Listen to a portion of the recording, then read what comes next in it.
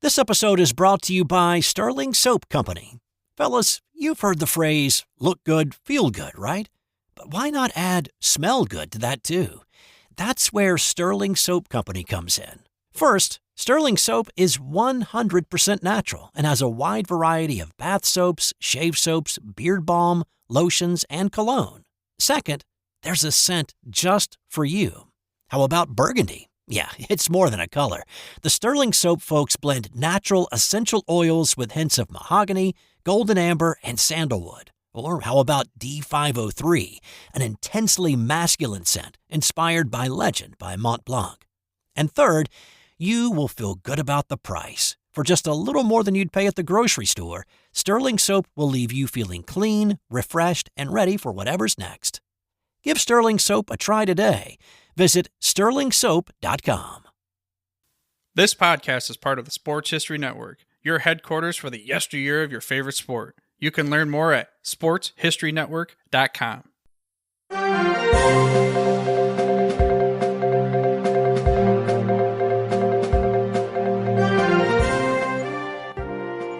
This is a Historically Speaking Sports Podcast Bulletin. This is Dana Augusta reporting. Friday is the start of the 121st edition of the World Series, and is between two teams that historically are from total opposite directions. On one hand, you have the American League champion Toronto Blue Jays, who are in the World Series just for the third time in their history and their first appearance in the Fall Classic in 32 years after winning back-to-back World Series titles in 1992 and in 1993. Then you have the National League champions and defending World Series champ, the Los Angeles Dodgers, who are making its National League record 23rd World Series appearances, looking to become the first team since the 2000 New York Yankees to win consecutive world titles. But their historical differences go way deeper than that. On that point, consider this. The Toronto Blue Jays were an expansion team in 1977 and ironically joined the American League with their ALCS opponents this year, the Seattle Mariners. That was the same season that the Los Angeles Dodgers won their 15th National League pennant and led by manager Tommy Lasorda, which was his first pennant with the Dodgers as manager. The Dodgers, who started life as the Brooklyn Atlantics, were established in 1883, just 16 years after Canada officially became a country. In the early years of the team that eventually became the Dodgers, they went by many names, such as the Atlantics, the Bushwicks, the Superbas, the Robins, named after manager Wilbert Robinson, and the Bridegrooms. Then, in the early 20th century, they became the Brooklyn Trolley Dodgers. Then, in 1932, the Trolley Dodger name was shortened to become simply the Dodgers. During that time in Brooklyn, the Dodgers were to go to a number of World Series between the mid-19-teens to the Boys of Summer era of the Brooklyn Dodgers, which began with the debut of one Jack Roosevelt Robinson on April 15, 1947 at historic Ebbets Field in the Flatbush section of Brooklyn, New York. Then between 1941 and 1953, the Dodgers would reach 5 World Series, yet lose all of them, but during that time they would become legendary in the hearts of not only Brooklynites, but baseball fans around the world, featuring the likes of Jackie Robinson, Pee Wee Reese, Duke Snider, Gil Hodges, and Roy Campanella. Finally, in 1955, as the Brooklyn Eagle headline blared, "This is next year," the Dodgers, after years of trying, finally won the World Series, beating the hated New York Yankees in 7 games.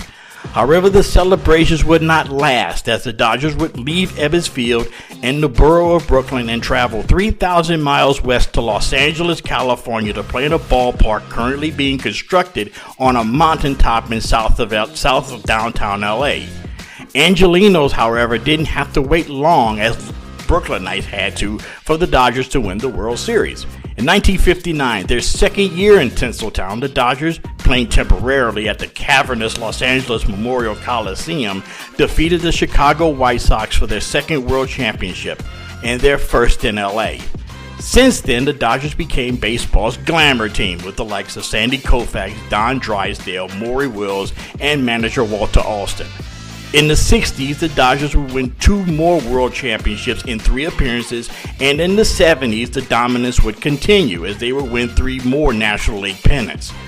In 1981, the Dodgers, behind Fernando Mania, would win another World Series, and then later in the decade, Los Angeles would win their fifth World Series behind the heroics of a hobbled Kirk Gibson and the pitching dominance of Orel Hershiser. Then, after a period of struggles and very public ownership issues, the Dodgers won another World Series in the pandemic year of 2020. Then last season dominated the New York Yankees to win their eighth World Series. While the Dodgers had become one of the most storied franchises in baseball history, the same could not be said about their opponents from the Canadian province of Ontario, the Toronto Blue Jays. The Jays were the second team and the only one in the American League to be based in Canada. Joining Major League Baseball in 1977, the Blue Jays went through the normal struggles of any expansion team, playing at Exhibition Stadium, the longtime home of the Toronto Argonauts of the Canadian Football League. Now, the stadium's most striking and maybe weirdest feature was the left field stands that jutted out away from the field in a weird angle, which seemingly led to nowhere. It wasn't until 1983 that the Blue Jays finally had a winning season, and then under the management of Bobby Cox, yes, that Bobby Cox that would lead the Braves to several division titles in the 90s, led the Jays to their first ever division title in 1985, and were led on the field by the likes of Dave Steed, Kelly Gruber, Tony Fernandez, Jesse Barfield, and George Bell. This would begin the glory years of the Toronto Blue Jays, which would climax with the Jays becoming the first team since the Big Red Machine of the Cincinnati Reds of the mid-70s to win back-to-back World Series. In '92, winning their first ever pennant, the Blue Jays upset the National League champion Atlanta Braves and former Jays manager Bobby Cox in 6 games, featuring MVP Pat Borders, as well as second baseman Roberto Alomar, pitcher Jack Morris, and outfielder Dave Winfield.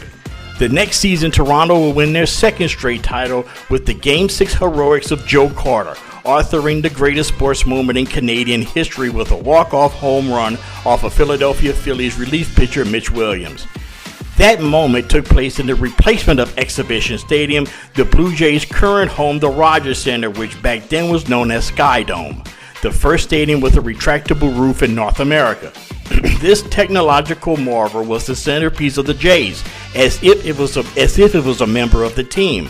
The Dodgers might have had Dodger Stadium before Evans Field, but the Blue Jays fans, as well as Canadians from Halifax to Victoria, British Columbia, was proud of Sky Dome, and more so proud of their Blue Jays, as they are today. Finally, my prediction: Blue Jays in 6. And this was a Historically Speaking Sports History Bulletin. This podcast is part of the Sports History Network, your headquarters for the yesteryear of your favorite sport. You can learn more at sportshistorynetwork.com.